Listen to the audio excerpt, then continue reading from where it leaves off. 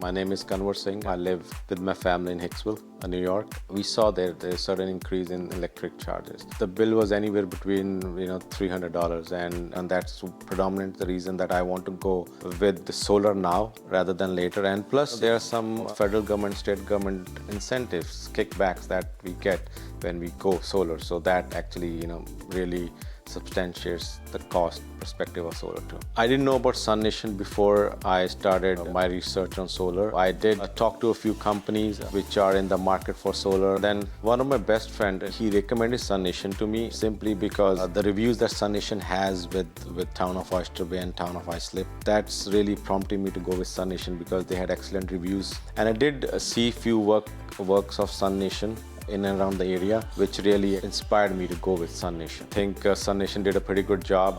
The whole process from signing the contract to putting the solar on our roofs was seamless. There was no push at all. Everything was done as per our requirements, and I'm pretty happy with that.